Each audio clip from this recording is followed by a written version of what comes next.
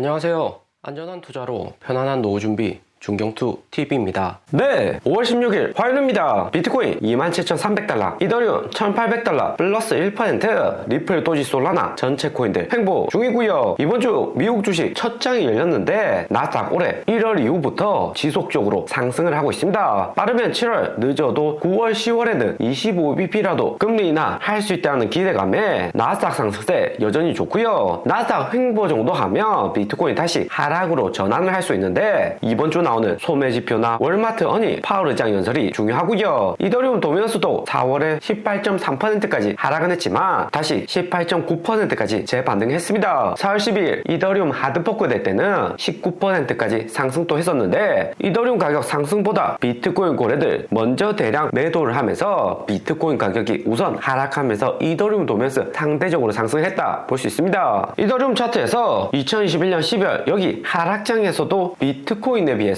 이더리움 상당히 끈적끈적하게 하락을 했고요. 하락 온다고 해도 빠르게 하락 안 오고 반등을 최대한 줘가면서 횡보하다가 이후 비트코인하고 같이 폭락을 했습니다. 이번 이더리움 하락이 비트코인만 잘 따라간다면 1000달러 아래 폭락은 없어 보입니다. 하지만 현재 구간은 여전히 고평가가 된 상태이고요. 무엇보다 4월 12일 하드포크 기대감 때문에 이더리움 가격 여전히 높은 상황이고 여기 매물대 뚫고 내려오면 이더리움도 매수 타임이다 볼 수 있습니다. 하지만 이더리움 스테이킹 4월 락업 해제로 패닉셀도 조심을 하셔야 되고요. 최근 코인 시장에서는 비트코인보다 이더리움 예측이 어렵습니다. 바이낸스, 바이비티 등 핵심 거래소에서 이더리움 비중이 매우 크고 세력들 결정에 따라서 비트코인, 이더리움 가격도 움직인다 볼 수 있습니다. 이후 코인 시장 침체가 지속이 되면 세력들 알트코인 다 팔고 그 다음 이더리움도 비중 줄일 가능성이 매우 높습니다. 세력들 최대한 비트코인 따라다니게 이더리움 가격 2011년 여기부터 설정은 해두었는데 컨트롤 한번 잘못하면 올해 1월 저점도 깨고 쭉 빠질 수 있는 리스크를 보유한 것이 이더리움이다 생각이 되고요. 그만큼 이더리움은 특정 세력에게 집중되어 있다는 거죠. 비트코인처럼 이더리움 분산된 코인이 아니기 때문에 이더리움 구매할 바에는 시가총액 큰 비트코인 매수하는 게 더욱 안정적입니다. 우리 비트코인은 27,300달러로 지난주 25,800달러 하락 이후 약간은 반등 온 상태이고요. 27,800달러까지 상승을 했었습니다. 2년 고래, 3개월 고래 28,000달러 위에서 여기 구간 대량 매도를 했기 때문에 단기간 핵심 매물대 뚫고 상승하기는 쉽지가 않고요. 3개월 동안 쌓인 이런 강한 매물대 돌파를 하려면 미국 부채 한도 협상 빠르게 타결이 되거나 연준 금리도 7월부터 인하를 시작을 해야 되고요. 시장 불확실성 생각해서 고래들 5월, 6월에는 하락을 예상하고 있는데 비트코인 다음 핵심 매물대가 21,000달러에서 24,000달러 여기 구간에 형성이 되어 있습니다. 그러면 최근 질문 많이 주시는 부분이 향후 비트코인 2만 달러 아래로 내려가는 거 아닌가? 2021년 11월처럼 대폭락 오는 게 아닌가? 질문을 많이 주십니다. 여기에 대한 정답은 3월 실리콘밸리 은행 파산 나올 때 19,000달러까지 하락했고 여기 구간 비트코인 완전한 바닥이었다 생각을 하시면 되고요. 비트코인 가격 하락에 웬만한 세력들 매도를 많이 한 거죠. 미국 은행 파산 정도면 핵폭탄급 시장 충격이라서 비트코인도 웬만해서는 여기 아래로 안 내려갈 가능성이 매우 높습니다. 하지만 고래들 4월, 5월 비중 조절하고 당장에 매수를 안 한다는 것은